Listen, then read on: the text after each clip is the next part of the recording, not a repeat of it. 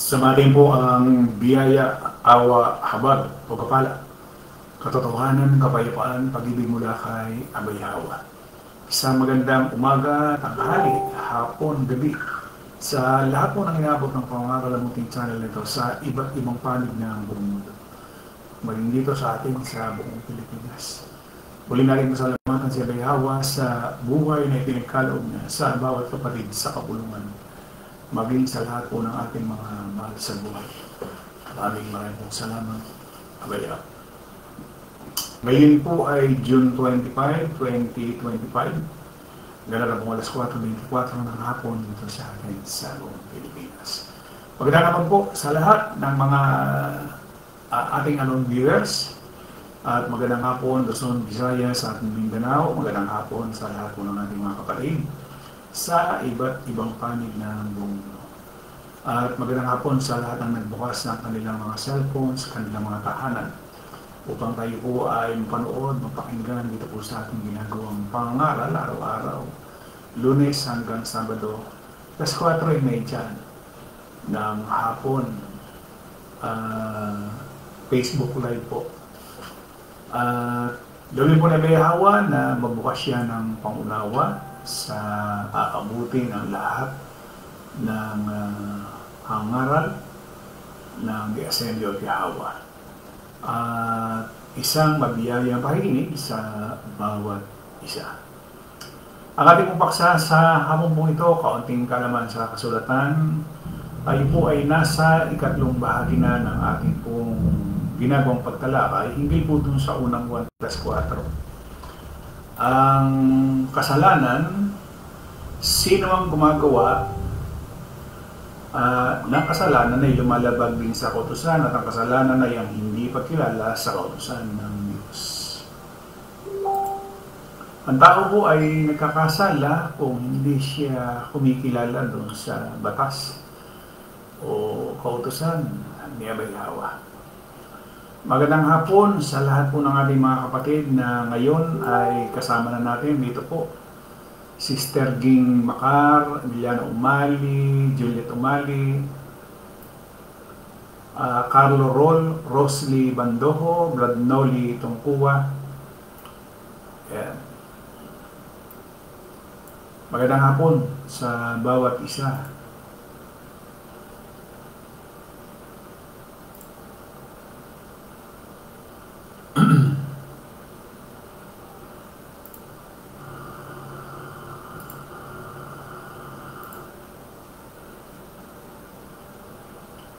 Sister Lori Calderon, Melchor Pasis. Ayan.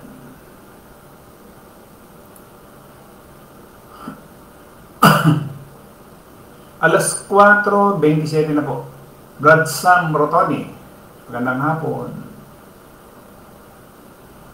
Brad Edmundo Umali. Sister Priscilla Cruz Kim. Magandang hapon.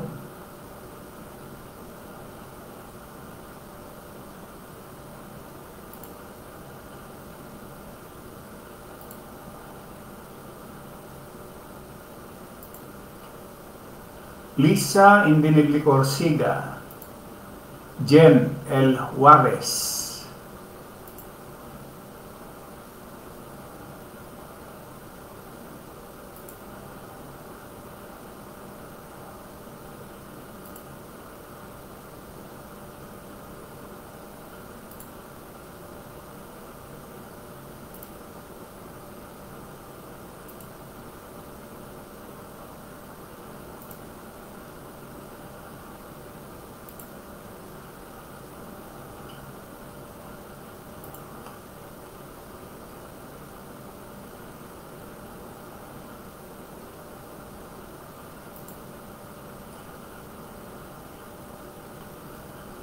alas 4:28, Brad Leonardo Corsiga, Sister Lolita Corsiga, Lisa Indinibli Corsiga,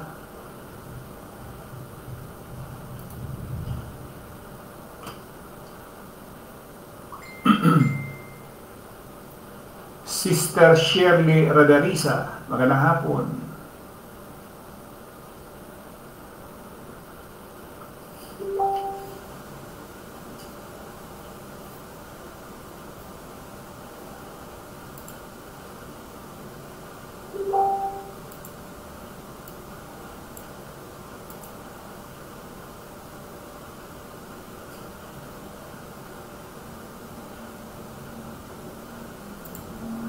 Shirley Bandojo Abrera.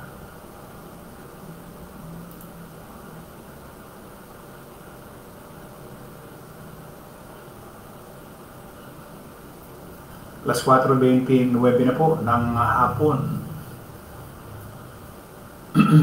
So, ang ating pong tinatalakay hinggil po dun sa kasalanan. No? Ano ba ang kasalanan? Ang kasalanan po ay paglabag sa kautusan ni Abay Hawa at ang kasalanan ay ang hindi pagkilala sa kautusan ni Abay Hawa. So, tinatalakay natin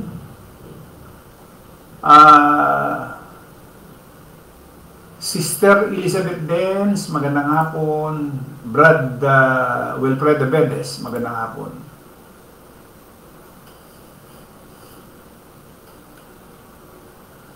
So, ipinakita ng kasulatan na kahapon na lahat ng reliyon pala ay walang aral si Pablo. Ibig sabihin, kung walang aral si Pablo, itinakwil na sila. At hindi na, kumbaga, palibasa yung nagkasala, ang kabayaran ng kasalanan ay kamatayan. Sister Chris Gisola. Magandang hapon. Ayun, alas 4:30 na ho ang ating oras. Araw po ngayon ng Miyerkules. Nasa ikatlong bahagi na tayo. No? So, puntahan na natin yung ating paksa. Ang Israel, alam naman natin at marami ang nakakalam na talagang ito ay pinili ni Abay Hawa noong sa panahon ng Matandang Lipan. At tatandaan natin ang Israel ay si Jacob. At yung Israel ay nagkaroon ng 12 lipi. So, doon pa lamang makikita na natin na pinili siya. Base nga ho doon sa Deuteronomy 7:7 hanggang 8. Pinili kayo ng Panginoon at minahal, hindi dahil mas marami kayo sa ibang mga mamayan, dahil kayo nga ang pinakakaunti sa lahat. Pinili niya kayo pertaining sa mga Israelita dahil sa pag-ibig niya sa inyo at tinutupad niya ang kanyang mga pangako sa inyong mga ninuno. Yan ang dahilan na inilabas niya kayo sa Ehipto sa pamagitan ng kanyang kapangyarihan, pinalaya sa pagkaalipin sa Paraon na hari ng Ehipto. Isipin ninyo na ang Panginoon ay inyong Diyos ay isang Diyos, matapat siya at tinutupad niya ang kanyang kasunduan hanggang sa mga saling lahi ng mga nagmamahal sa kanya at sumusunod sa kanyang mga utos. Ngunit hindi siya nagdadalawang isip na ibagsak ang mga napupot sa kanya. Ibig sabihin, yung salitang napupot sa kanya, kung hindi ka susunod sa kanya, ibabagsak niya yung pot niya sa iyo. Brad Fortunato Juarez. Magandang hapon. Yun. Ayan, siguro hindi na ako malilito ngayon. Nilagyan ko na ng heart lahat ng aking mga binanggit. Noon kung nangangaral si Yahweh siya dito, pinatutuhanan niya na talagang itong mga Israelita na kanyang pinili. Base doon sa 7:19 ng buwan, sabi niya, hindi ba si Moises ang nagbigay sa inyo ng kautusan? Subalit, wala naman sa inyo ang tumutupad nito. Bakit niyo akong pinagsisikapang patayin? So, pinatutuhanan niya na yung pinili niya sa panahon ni Moises, si Moises ang nagbigay sa inyo ng kautusan, subalit wala naman sa inyo ang tumutupad nito. At talagang hinabol pa rin niya, noong siya'y makitulad nga sa tao.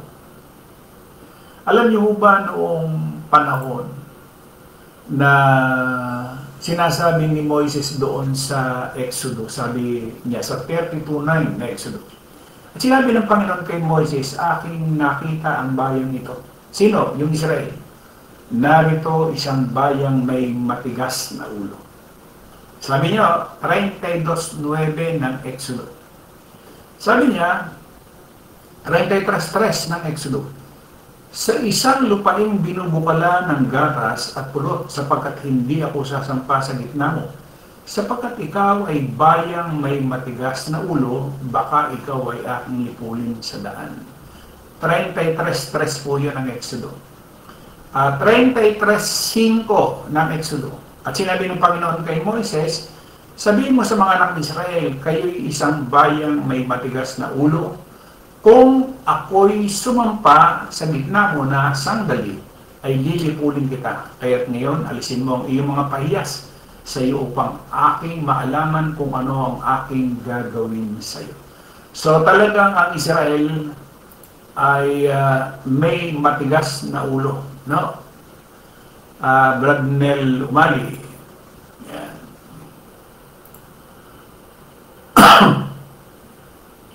At alam niyo ba doon sa ginawang talumpati ni Esteban, pinatotohanan din niya. Ito, babasahin natin. Sabi niya ho rito, basahin ko dito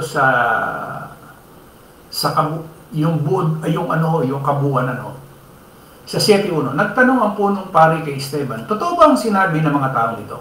Sumagot si Esteban, mga kapatid at mga magulang, pakinggan niyo ako noong unang panahon. Nagpakita ang makapangyarihan Diyos sa ating ninong si Abraham nung siya nasa Mesopotamia pa bago siya lumapit sa Haran. Sinabi ng Diyos sa kanya, lisanin mo ang iyong bansa at ang mga kamag-anak mo. Pumunta ka sa lugar na ipapakita ko sa iyo. Kaya umalis si Abraham sa bayan ng Caldeo at doon siya nanirahan sa Haran.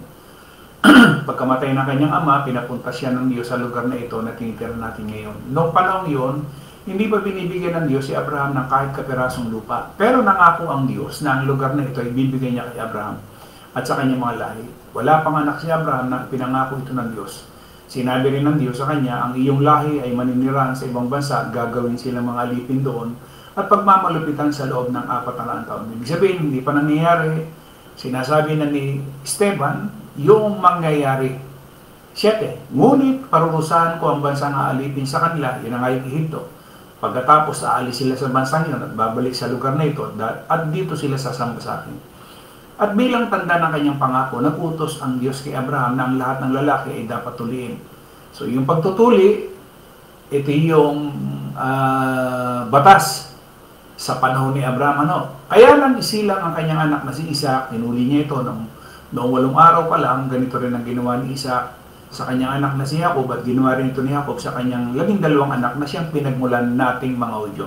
Maliwanag ko yan, isa dito ni Esteban. 9. Si Jose na isa sa mga 12 anak ni Jacob ay kinaingitan ng mga kapatid niya. Kaya pinagbili niya sila at dinala siya sa Ehipto at naging alipin doon. Pero dahil ang Diyos ay kasama ni Jose, pinulungan siya nito at lahat ng mga paghihirap ng kanyang dinanas. Binigyan din siya ng Diyos ng karunungan. Kaya nagustuhan siya ng Paraon, ang hari ng Ehipto. Ginawa siya ng hari na tagapamahala ng buong Ehipto at ng lahat ng kanyang ari-arian. Dumating ang tagutom sa buong Ehipto at Kanaan, hirap na hirap ang mga tao at ang ating mga ninuno ay walang makunan ng pagkain.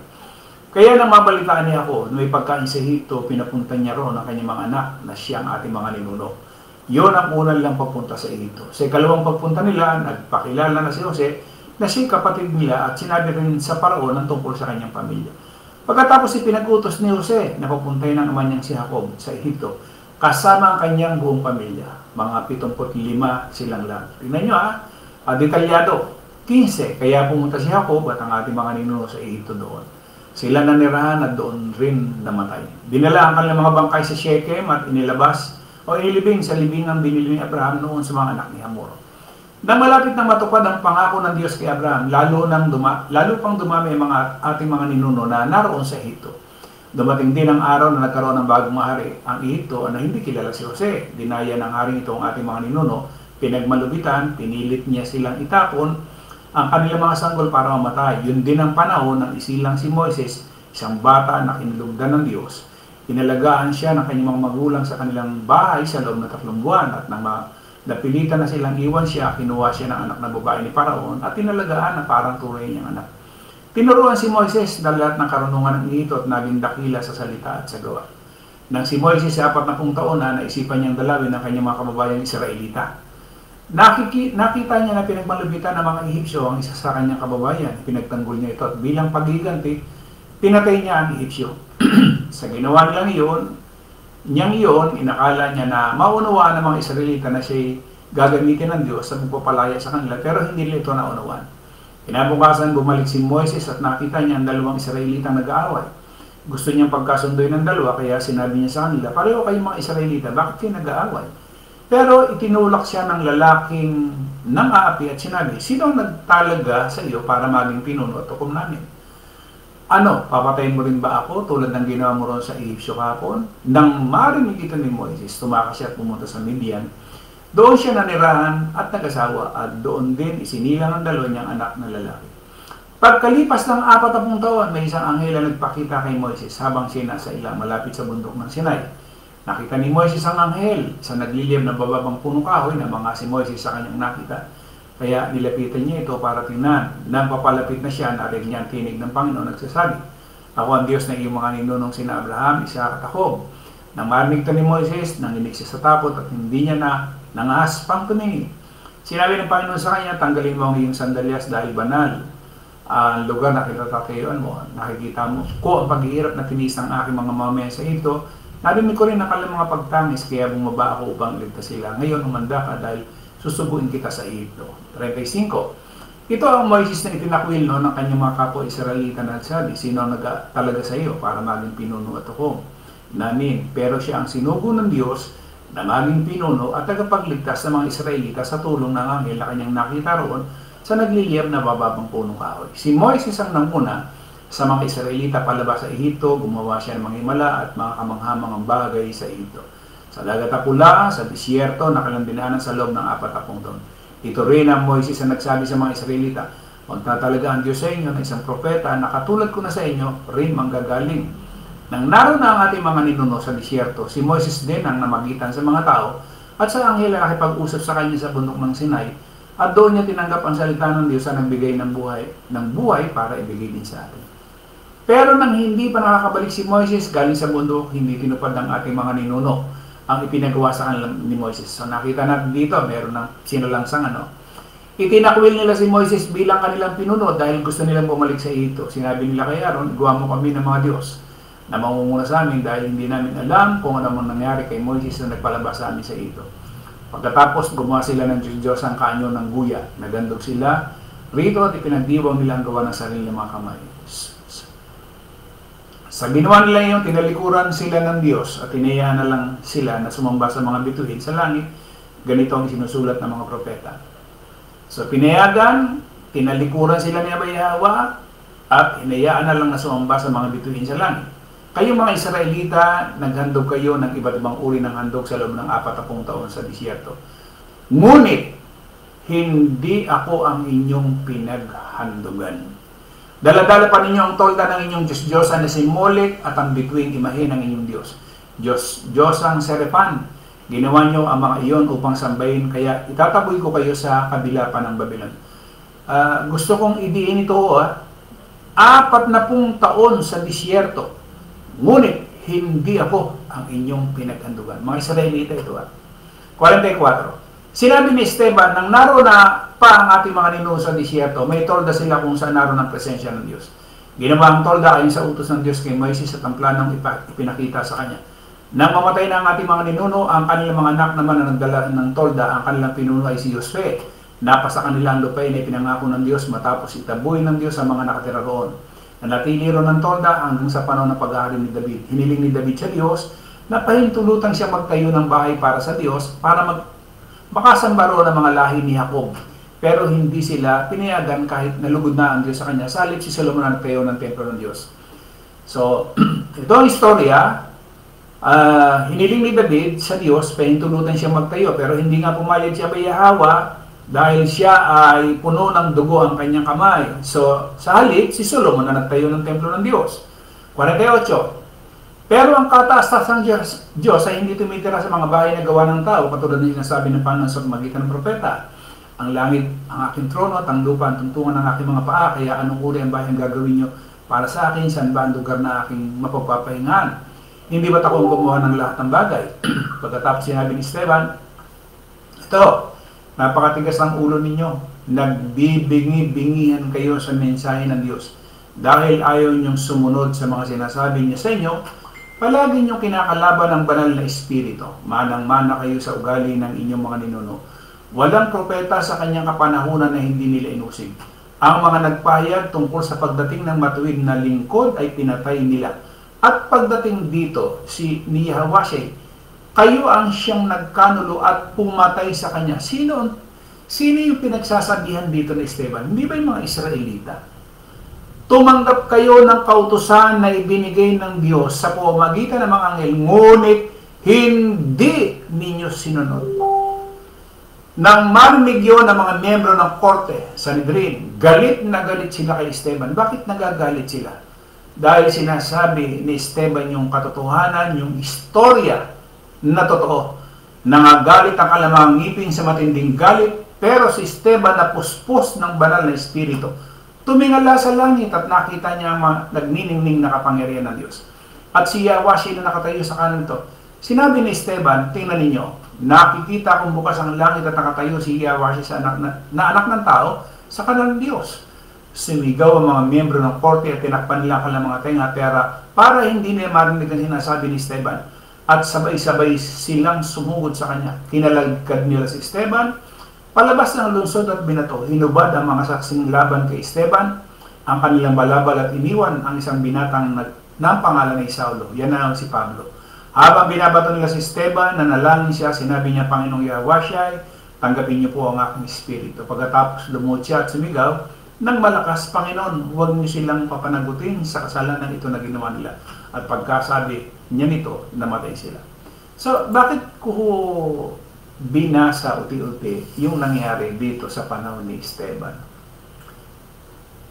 Tungkol ito sa Israel na sa panahon natin ngayon, asang-asa ang napakaraming nagsasabing sila yung mga Hudyo.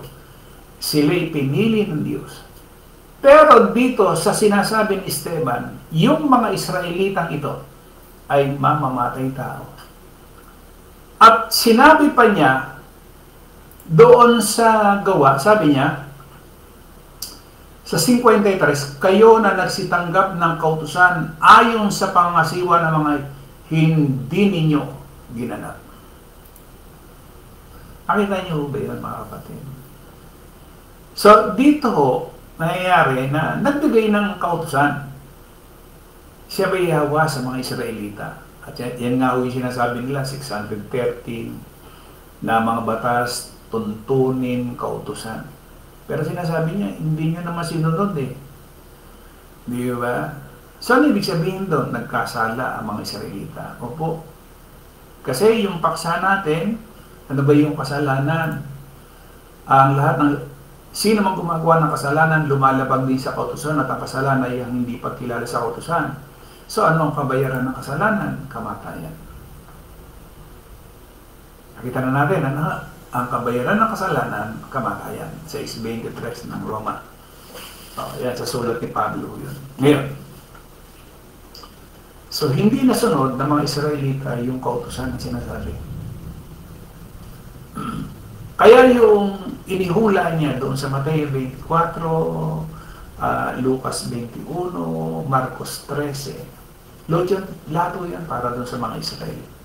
Yung naging katapusan ng kanilang lahi doon sa 70 AD.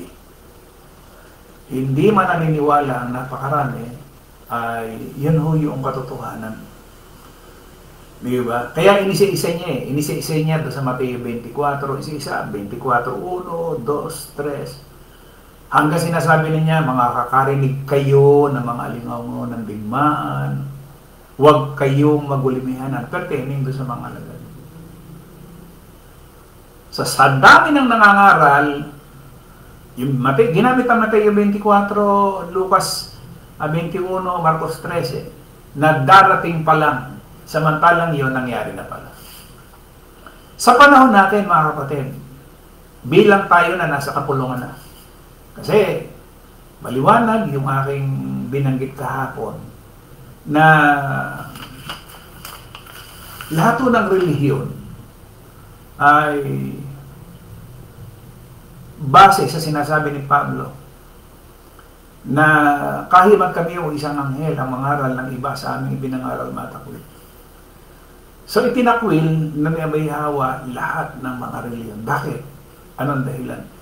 Hindi nangaral si Pablo ng katulad ng ipinangangaral nila. Maliwanag ko yan, ha? So ibig sabihin lamang yung labas na sa kapulungan, nasa ilalim na ng sumpa. Yung labas, labas. Kung ang Iglesia ni Cristo, malakas ang loob nila na sinasabi nila na kapag ikaw ay wala sa Iglesia, impyerno ka. Sa kapulungan, iba ho.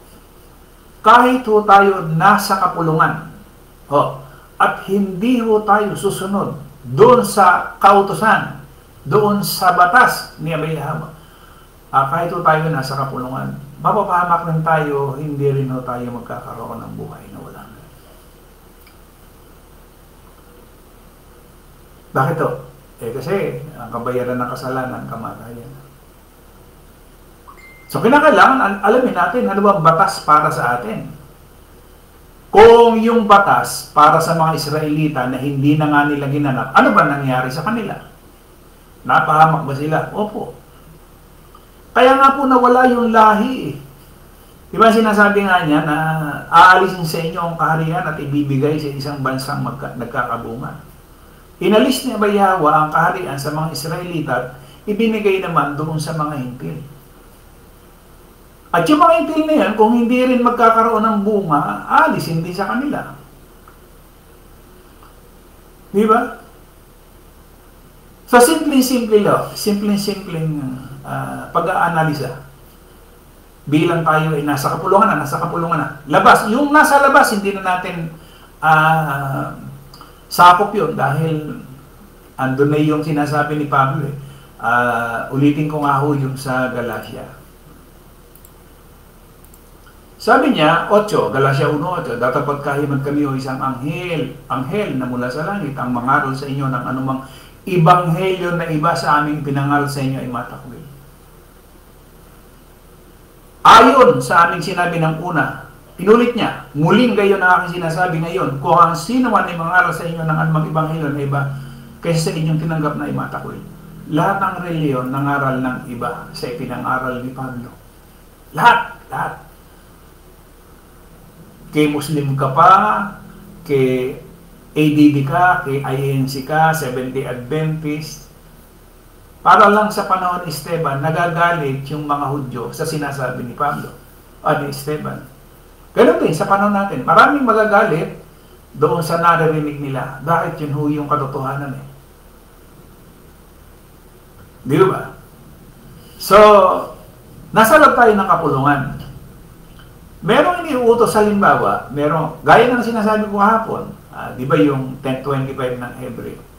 Sabi niya, nung sinulat niya yan, huwag niyong kalilimutan ng pagkakatipon. Sabi niya. Kasi ginagamit din ito ng marami. Huwag natin pabayaan ang ating pagkakatipon na gaya ng ugali ng iba, kundi mga aralan sa isa't isa. At lalo na kung inyong namamalas na nalalapit ng araw. Ito, nung panahon na ito, yung nalalapit ng araw, yung 70 AD. Sa panahon natin naman, yung nalalapit ng araw, yung nalalapit na araw na buhay ng bawat sa atin. Kasi hindi natin alam yung buhay bukas. 27:1 ng Kawikaan. Hindi natin alam kung anong pwedeng mangyari bukas. Kapag pinag-aralan natin, sa buhay natin, bilang tayo nasa kapulungan na. Sa bawat araw na nilalagay natin dito sa mundong ito, anong ginawa natin sa kapulungan? Sa bawat araw, sumasapit ang linggo at sumasapit ang buwan, ano ang nagawa ng bawat isa sa atin sa kapulungan? Meron ba? Kasi tayo naman yung nakakaalam kung may oras pa ba tayo o panahon kay Abay Hawa. Anong parte, anong panahon na meron tayong panahon o oras kay Abay Hawa. at sa kapulungan. Tayo lang nakakaalam, walang iba nakakaalam. Hindi ba? Tayo ba ay naging masigasig sa pagtupad na kautusan ni Abay Yawa? Para sa atin, ha? Dito pa lamang sa 10:25, marami ang hindi nakakasunod dito. Ano ba yung mga dahilan? Alam nyo ano mga dahilan? Palibas ho ang tao talagang kinuha dito sa mundong ito. Kaya ho yung puso at damdamin ng isang tao na nasa laman, nakadikit talaga ho dito sa mundong ito. Kaya ang buong isip niya, andito. Wala talaga kay Abay Yawa. Kaya kung ang isang tao, kahit na tayo ay nasa kapulungan at ikaw ay nananatiling nasa laman, tsak, yung oras at panahon mo na andito sa buhay na ito. Pwedeng pamilya, pwedeng hanap buhay, pwedeng maraming pwedeng panggalingan eh. Nakatulad na nangyari sa mga Israelita doon sa Lumang Tipan. At maging nung siya nakitulad na sa tao, kaya ang dami niyang mga talinaga tungkol doon sa pag-anyaya niya, sa kasalan. Diba? Kasi ang oras, panahon ng maraming tao ay nandito sa buhay na ito. Hindi talaga kay Abay Yawa. Kaya nga, yung maraming tao na nag-aakala na siya ay magkakaroon ng salitang buhay na walang hanggan, baka mamaya hindi mangyari. Dahil kung ang panahon mo lamang kay Abay Yawa, sa loob lamang ng isang araw o isang linggo, ay kakaunting panahon lang ang ibinibibote mo o binibigyan mo ng pansin, wag na tayong umasa yung salitang buhay na walang hanggan. Kasi ang mas binigyan mo ng bigat, mas binigyan mo ng prioridad yung buhay dito. Hindi si Abay Yawa, hindi yung iyong kapwa. Kaya nga sinasabi mo, tayo din pala nakakaalam kung may oras ba tayong binigay kay Abay Yawa, meron ba tayong oras na ibinigay sa ating kapwa, o mas binibigyan natin ng prioridad yung buhay dito. Hanap buhay, pamilya, asawa, anak, hanggang sa nawala na si Abay Yawa. Kaya nga yung sinasabi niya doon sa Deuteronomy, doon sa mga Israelita, ano sinasabi niya?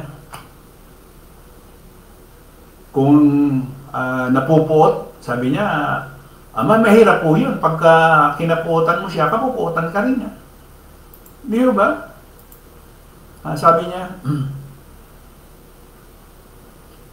isipin ninyo ang Panginoon na inyong Diyos ay isang Diyos. Matapat siya at tinutupad niya ang kanyang kasunduan hanggang sa mga salilaki ng mga nagmamahal sa kanya at sumusunod sa kanyang mga utos. Ngunit, hindi siya nagdadalawang isip na ibagsak ang mga napupot sa kanya. Kasi iniisip ng marami, lalo pag meron ka o mayaman ka, okay na yung buhay mo. Ang nabigyan mo lang ng pansin, yung maikli, yung maikling termino lang. Kasi pandito lang eh. Hindi yung buhay na walang hanggan.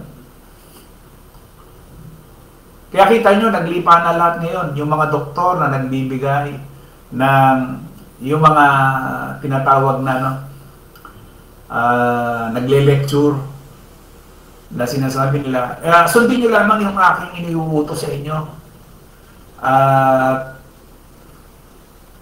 Hahaba yung buhay. Para bang siya yung nagbibigay ng buhay sa tao? Mali. Hindi ba? Mali sabihin yan eh. Bawal ito, ito yung kakanin nyo. Pagka sinunod nyo ako, hahaba yung buhay nyo. Bakit? Ikaw ba siyang kayawan na nagbibigay ng buhay? Pero nakatuon ang isipan ng napakaraming tao sa buhay na ito. Mas sinusunod nila yung mga doktor, yung mga guro nila pagdating doon sa health. Dahil pampahaba ang wika ng buhay. Maikli. Maikli. Bakit? Pagka namatay na ang tao, wala na. Ang nabigyan mo ng pansin, yung buhay dito, hindi yung buhay na dapat sana ang nauna si Abay Hawa. So bukas loobin ni Abay Hawa, ituloy po natin sa ating ika-4 na bahagi. Napakarami pa po niyan mga kapatid. Kaya nga, alin bang batas, alin bang kautusan ang ating susundin? Ay dyan lang sa 10:25, marami nang hindi nakasusunod yan.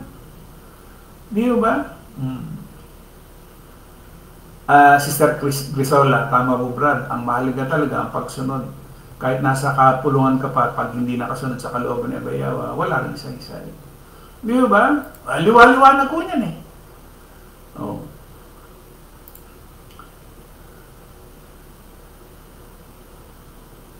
Milan O'Malley. Pero kung sakali ba na may nalalabi pang mga Israelita sa panahon natin ngayon at yan din ang inaakala ng mga pinanganak sa Israel, may chance pa po ba silang maligtas dahil sa salitang mapasa amin ang iyong dugo at sa aming mga anak? Ang paniniwala natin kasi wala na talaga eh. Yung unang siglo, noong sinabi niyang matatapos na yung lahing yon, talagang mauubos ang mga Hudyo eh. Dahil dun sa ginawa nila sa Kristo. At yung pa nga, isa pa nga, mapasa amin ang dugo ng taong yan.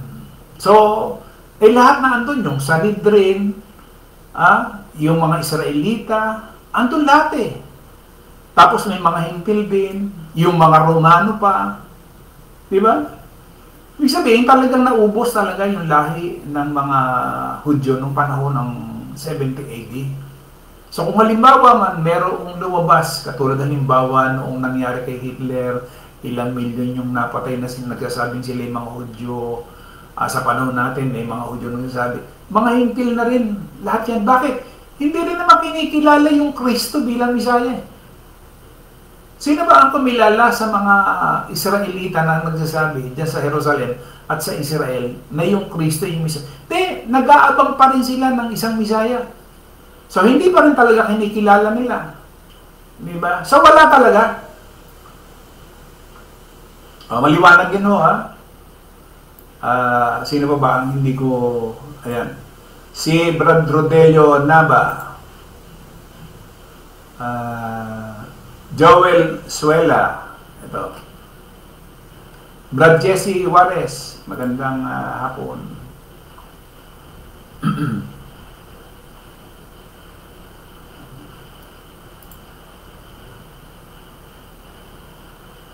Sebastian Juarez.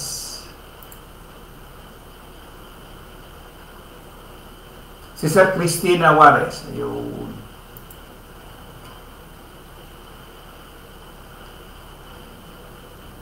Sister Maria Victoria.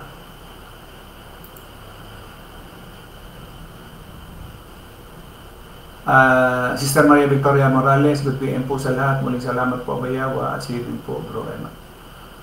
So, gaya nga nang nasabi ko sa kanina, kung ang pag-iisip mo lamang ay dito lang sa buhay na ito, mangyayari yun. Kung wala kang panahon kay Abay Hawa at maging sa kapulungan, kasi kinakailangan mo yung pag-ibig sa iyong kapwa eh. So, kung wala yung pag-ibig kay Abay Hawa and then wala yung pag-ibig kay Abay Hawa, mananatili lamang ang buhay mo dito lang sa buhay nito. Hindi mo kailanman makakamtan yung buhay na walang hanggan. Na iniaalok sa kapulungan. Kasi inalok ni sa Israelita yan eh. Pero hindi rin nila narating eh.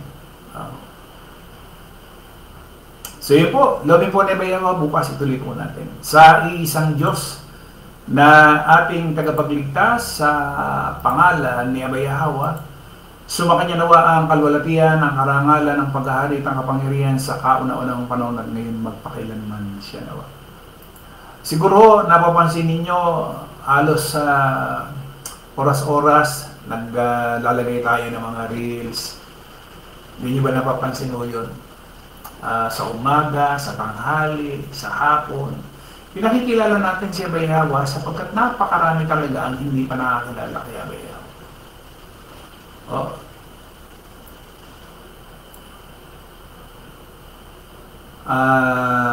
Ano sabi dito? Modelo na ba purihin, dakilaan pasalamang si Abay Hawa ang nag-iisang banal. Emiliano Umali, pag-iisipan natin kung paano sila kasasama at matigas ang mga ulo. Si Esteban din, hindi rin nila pinatawad. Kasi nga sinasabi na ni Esteban yung katotohanan. Di ba? Ayaw nilang pakinggan. So, ganun din ito. Itong ating ginagawang pangaral, sinasabi natin, binabasa natin yung nangyari kay Esteban, pero marami pa rin na hindi naniniwala kasi nga nakatuon yung kanilang isipan dito sa buhay na ito. So pagka ang isipan natin ay nakatuon lang dito sa buhay na ito, okay na ako, maganda na yung buhay ko, may trabaho kong maayos, maganda yung aking pangangatawan, marami na akong ipon, meron na akong nabiling lupa, may bahay na ako. Pero yun pala, hanggang dito lang yan. Maikli. Kasi edad 40, may namamatay, 50, may namamatay, 60, may namamatay, 70, may namamatay. Marami nga bata pa eh. May napanood nga ako isang bata, iniiyakan talaga nung kanyang ina, bata. 10 to 12 years old yata ako. Alam niyo sabi nung ina, habang nando sa puntod, sabi niya, baka mamaya malago na yung buhok mo dyan. Kala niya yung kanyang anak nasa langit. Pero mo, patay, ang nasa isip niya, yung kanyang anak, baka daw mahaba na yung buhok. Yun, ibig sabihin, hindi niya talaga alam ng isang tao, pagka namatay, tigil lahat. Tigil ang pagtibok ng puso, tigil ang paglago ng kuko, tigil ang paglago ng buhok, lahat, tigil lahat. Plano, tigil lahat. Tigil lahat. Wala na lahat. Wala kang itsura ho yan ng isang napakadilim. Walang maaminan na liwanag. Yan ang isang patay. Hindi ba? Ayan. Brother Dale na ba? Totoo po bro Eman, kailangan po natin i-share ang pangalan ni Abay Hawa sa newsfeed po natin. Yun ang ginagawa ko. At sana tulungan po ninyo ako na i-share yan. Yung pangalan ni Abay Hawa, no? Yung kanyang salita, para makita natin, at meron tayong, sabi nga, alam nyo, pagka yung ating kaisipan nakafocus sa Ebanghelyo ni Abay Hawa, mas maganda ang buhay natin. Pero nyo, meron na tayong magandang buhay dito habang tayo narito, and then yung sasalubong sa atin pagkamatay natin. No? Sana ipakita ni Abay Hawa sa bawat sa ating nasa kapulungan. Sige po, maraming salamat. Muli, maraming salamat, magandang hapon po sa lahat ng ating mga viewers. Salamat po sa lahat po ng ating mga kapatid na nakasama natin sa puntod. Muli, isang mabiyayang pakikinig nawa ang nangyari, no? At pagbubukas ni Abay Hawa. Maraming salamat, isang magandang hapon po sa ating lahat.